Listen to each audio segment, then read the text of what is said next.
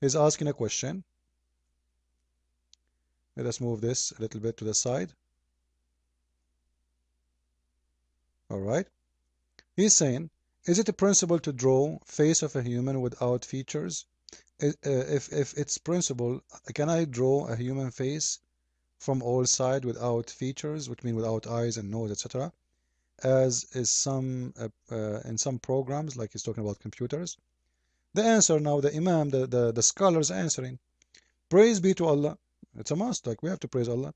The Prophet, Allah pray on him and salute him. This is a lie, this is a false translation. They say Sallallahu Alaihi Wasallam, not peace upon him. Allah pray on him and salute him.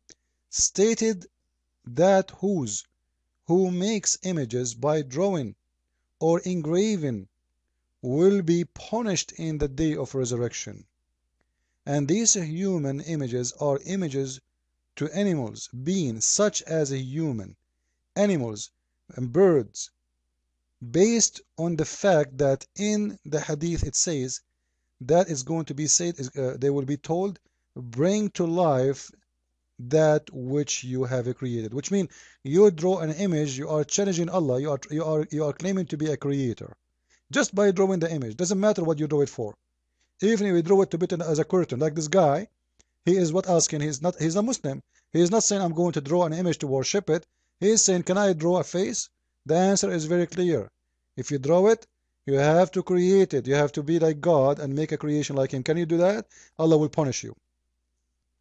It was narrated from Abdullah ibn Umar, may Allah bless him, that the messenger of Allah, Allah salute him and pray on him, said, those who make images will be punished in the day of resurrection.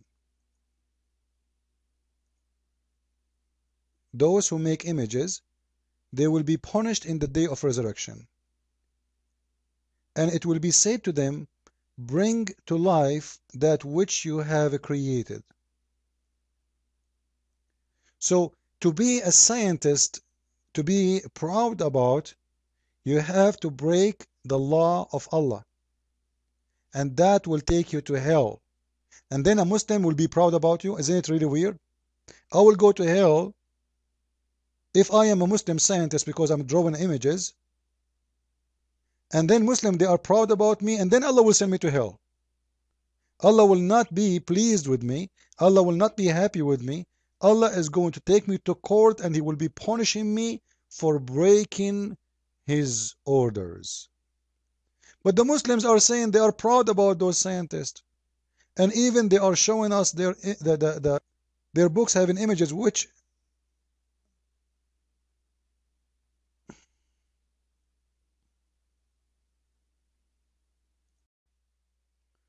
is a break of the law of their God. So to be a scientist, I have to go to hell, and then you Muslims will be proud about me for being scientist, but you will ashamed of me because I am breaking the law of God. This is how silly the Muslims are. Now, in the same time, they speak about, just to show you the fabrication, she said that the Roman and the Greek, they are already gone. Gone where? What do you mean gone? What do you mean exactly by gone? The Roman are gone and the Greek are gone? It's amazing. All the science of the Greek, the amazing nation of the Greek, it's gone. Why? Where'd it go? Oh, because now we have Muslims. Those are gone. Long, long. What are you talking about? What are you talking about? And actually, when Muslims, they speak about the golden age, this is a golden age of robbery. Because Muslims, they were making a lot of money from attacking other nations, slavery. You know, Harun al-Rashid, one of the Khalifa, used to have one, in one palace, more than 10,000 women slaves. They do nothing except dancing for him. Those are not for cooking. Those are not for anything except dancing. Very pretty girls. They do nothing, just dance. 10,000 women. So what the kings at that time they were doing, they were grabbing those who they have, let's say, knowledge, etc., to give them in their side. They give them money. They cover them by money. I heard that maybe you can make us from the silver gold. Can you do that? I will pay for this if you can do it. Can you? It's so this was not really about even science, because science and Islam, they don't fit together. In the same time, when Muslim, they make everybody in the Middle East make a discovery, they say it's a scientist and he is a Muslim. That is a lie. All the Arabic names we see, there is no proof if they are Muslims or not, because even the name Khalid, Umar, Jabir, those are Arabian names. They have nothing to do with Islam. As an example, uh, uh, Amr ibn Kalthum, a very well-known, famous Arabic Christian. His name is Umar. Is that will make him a Muslim? The top 5 poetry people in the history of Arabia, they are Arab, and all of them, they are very Arabian names. So how you know that they are? Because their name is, as an example, Ali, or those names are used by the Arab before Islam and after Islam. And those Arab, those names are not made by Muslims. Like Khalid ibn Walid himself, he used to fight Muslims and kill them. So if Muslims today they use the name Khalid, doesn't mean that Arab at that time, who they are not Muslims, they don't use it. There's a lot of Arab Christians. I will give you an example. Steve Jobs, he died, and he is a son of a Syrian man. His father is a Muslim. He worked in a casino. He's a gambler. His mother, she was a prostitute. They have relationship with him. They dump him in the garbage. A Christian family, they took him, they adopt him, and he grew up in a Christian family. I guarantee you, in 50 or 100 years from now, the Muslims, they will make a book about Steve Jobs, and they will call him Muhammad Abdul, and they will say his father was a Muslim, so he is a Muslim, when the fact he is not. Even he refused even to shake hands with his father. But in the future, they will say to you, Steve Jobs is a Muslim guy, and here we go. This is his name. He is from Syria. He is from the family of a Jindali, and he must be a Muslim guy, and he will make him a Muslim. And they will say to you, we Muslims, we are the one who made Apple phone. Now, as long they are talking in their videos about a scientist, his name Al-Razi, this is what they choose. So I'm going to show you what Al-Razi is about. This is Al-Razi. They are showing us from the image. This is from the book of Al-Razi itself, which I like it. So I will go there. This is your Islamic website, and this is Tafsir Al-Razi. Your scientist, your doctor, the one you are proud about, right? Chapter 86, verse number 7. Al-Razi, he agreed with his prophet, the scientist Muhammad, that the sperm of the women come from the location of the ribs of the women, the location of the necklace.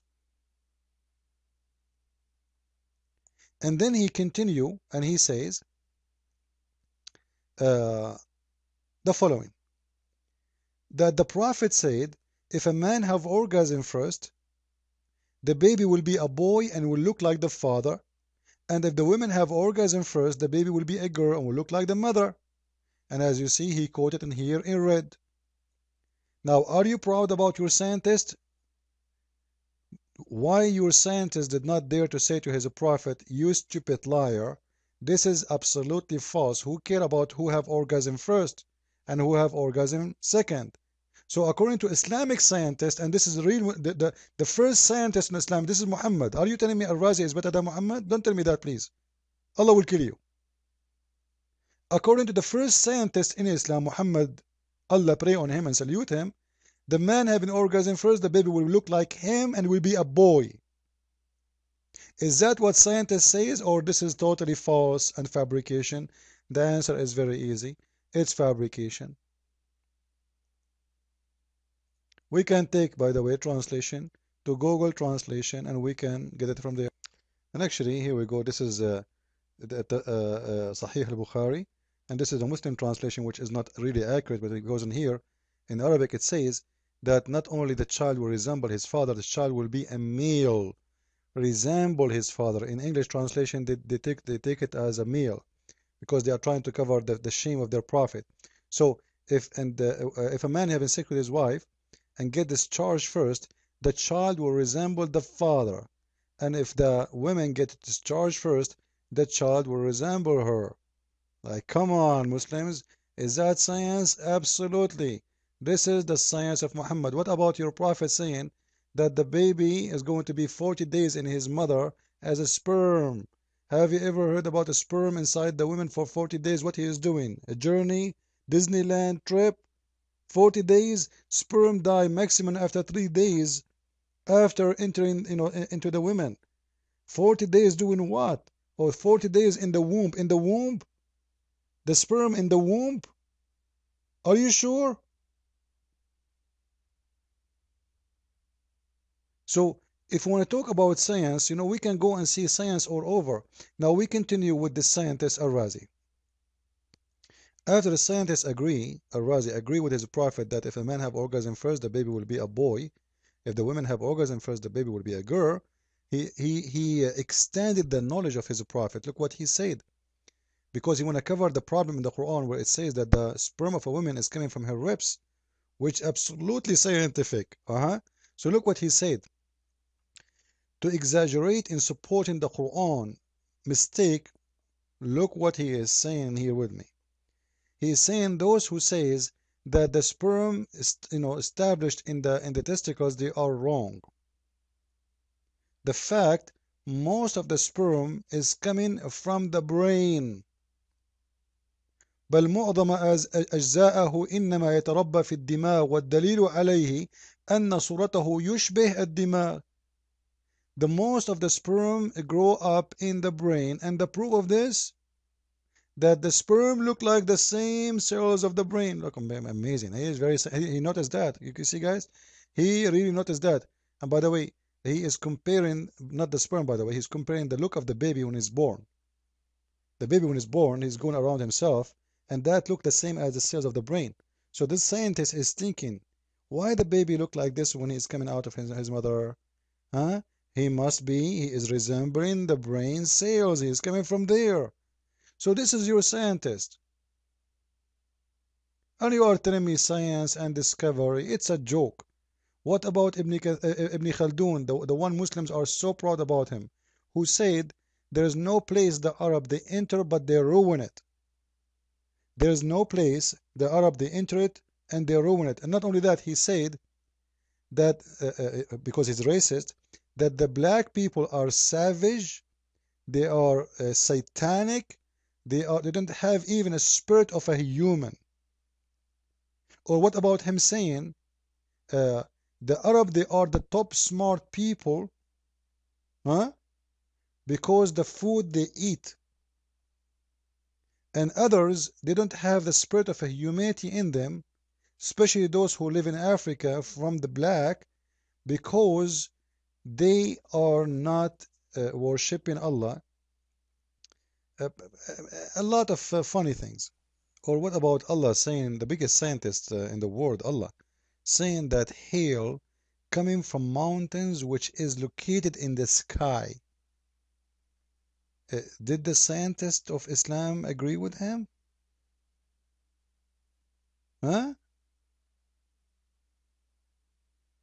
He sent down from heaven mountains wherein is hail. So where the hail is coming from? From mountains. Where? In heaven. It's I think your God Allah, he was watching what the name of the movie, Avatar, something like that. Those mountains are flying. So Allah is telling us in here his science, how the hail is coming to this earth, where it's coming from. Allah, he break from mountains and he throw them at the one he don't like. You see, he strike with it, so he submit it and he strike with it those who he don't like. Isn't it amazing science? So please, Muslims, like I want to give you the example. Actually, read my book, Variant number 2 is going to be out soon, which is nothing but refuting and exposing the false scientific miracles in the Quran, showing that it is totally the opposite. It's a chaos of lies and fabrications and deception and the same time it's an error, it's fairy tales, and people will laugh badly when they read my coming book. Just wait, it's going to be out, I hope, by the end of the coming month. Christ is Lord, Islam is false, and Muslims, trust me, even of all the Muslims of the world, they are Muslims. What does have to do with your God? Even if all the scientists of the world are Christians, what does have to do with our God? What if all the scientists in the world they are Hindu? What does have to do with their God? It's a stupid, silly, and if you want to tell me what, when you say the word Muslims, tell me what Muslims did to humanity, and we will tell you what they did to humanity. They brought nothing but war, bloodshed, until now, number one killing machine people in the world, they are the Muslims. And nobody can be in competition with them. And if you Muslims cannot even live in peace inside your countries with each other, how you can tell me that you can be good to humanity? Go and see how many girls they've been killed by Muslims just last week. What the crime of those girls? They are Muslim girls. Why? Because they go to school. It's against Islam to go to school. Muhammad actually, Aisha, she said, the Prophet said, don't teach the girls reading and writing. Teach them only one verse in the Quran, one chapter in the Quran to recite it and how to make a clothes. That's it. And this is why those Taliban are killing girls who want to go to school, because simply this is against Islam. And you are telling me about science? So don't talk about science, because Islam is absolutely the total opposite of science and scientific behave. Thank you all for listening to my video. Christ is Lord. Islam is made by a dummy for dummy. I mean to that. Thank you.